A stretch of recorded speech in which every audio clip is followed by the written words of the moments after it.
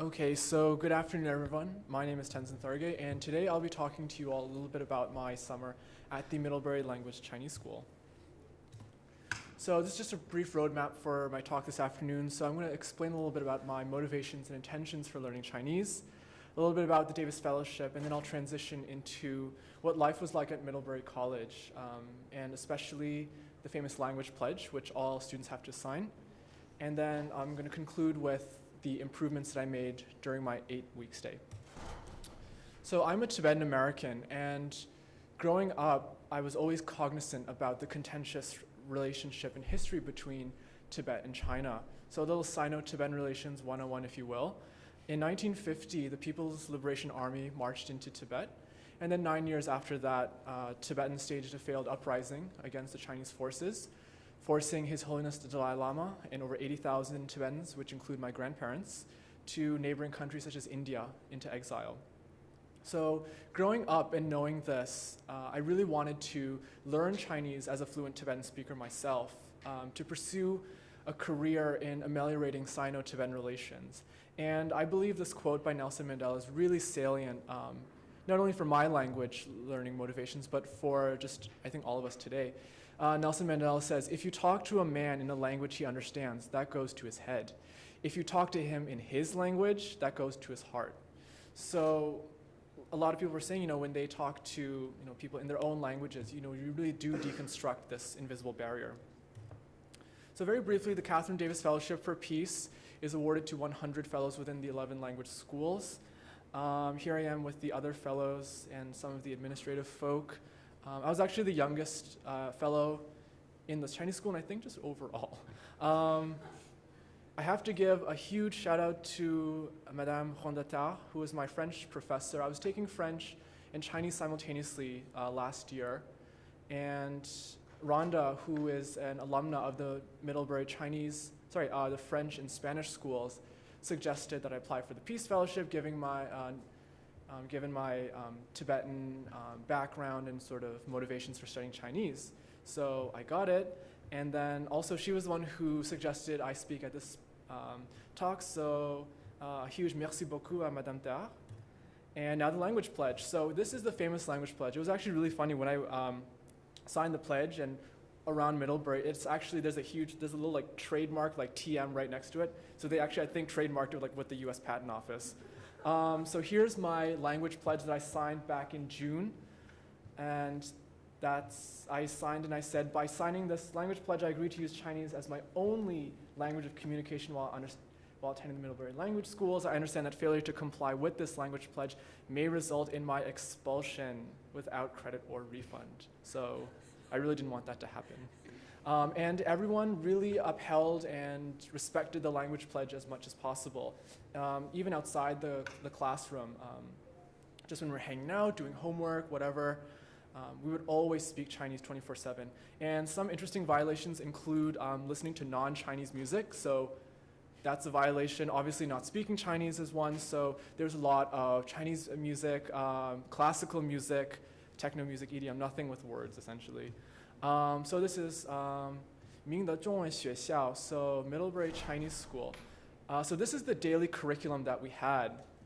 So 4 times, so every week, from Tuesday to Fridays, we'd have classes from 8:50 to around 12 o'clock. So we'd have 2 lectures in the morning, and then we'd have 2 drill sessions in the afternoon. So the large lecture sections, large is a comparative term, so coming from UMass, that's why. So Middlebury over there, like the classes were capped at maybe max 20, and then the drill sessions had no more than 3 students with the teacher. So they would drill what we'd learned that very morning. And then after that, we'd break for lunch, again, still speaking Chinese, and then we'd all have individual one-on-one sessions. So again, we would drill what we learned that morning. And the great thing about Middlebury College is that they attract the best professors in the industry, in the 11 language schools. So here we have our teacher, Yang Laoshi. Yang Laoshi, she's the head professor at Georgetown University. And she's the head for level 2, which I was in. But we also had professors from Princeton, Harvard, UMass Boston, UC Berkeley, UPenn. not only to attract the best professors in the profession, but also to expose students to the varying accents and regional dialects which Chinese has.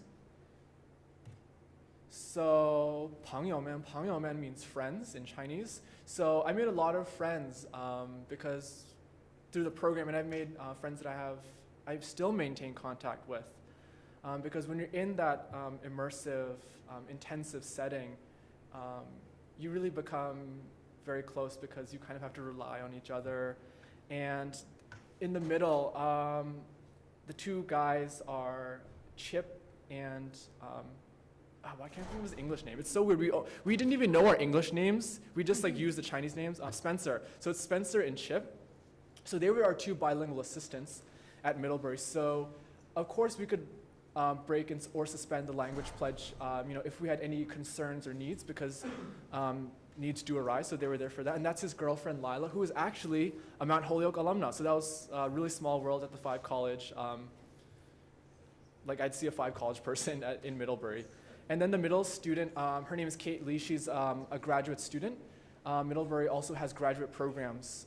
Famously, they have the English Breadloaf School, but they also have graduate programs within the languages. And to the left, that's my good friend Alex Bates. And I really look forward to studying with her this upcoming year in Beijing. I'll be studying abroad again. I just found out this morning that I got the David L. Bourne Scholarship, so I'll be funding my full year studying abroad in Beijing through the Middlebury Language School again. And that's the far right picture is the famous, their chapel. Like I think Straight Outta Compton was coming out and it was kind of cool to make these things, so that's why I did it when I was leaving. Retrospect, not the greatest. But improvements. So before and after we had to take oral proficiency exams and interviews. So my entrance exam for oral proficiency was an intermediate low, and then after 8 weeks I exited with intermediate high. And in terms of the reading, I entered at novice high and exited at intermediate mid. So that was an 8-week program, and I learned 2 semesters of Chinese, just all crammed in. And I only started studying Chinese last year, and now I'm already taking 3rd year Chinese, and I'm taking 2 classes. And I'll never forget, for my oral proficiency exam, the final exam, I don't know how or why I dug myself into this hole, but the teacher, she said, oh, you like to read books, tell me about a book you read. And I was like, I don't know how to explain Harry Potter or like say the word like magic in Chinese.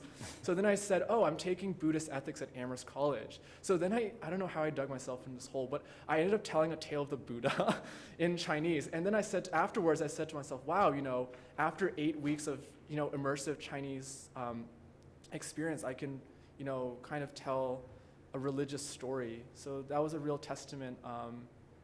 And I really saw my growth at Middlebury College. So if any of you have any questions during the Q&A session about Chinese language acquisition or just any of the fellowships or scholarships I mentioned, please do ask. Thank you very much.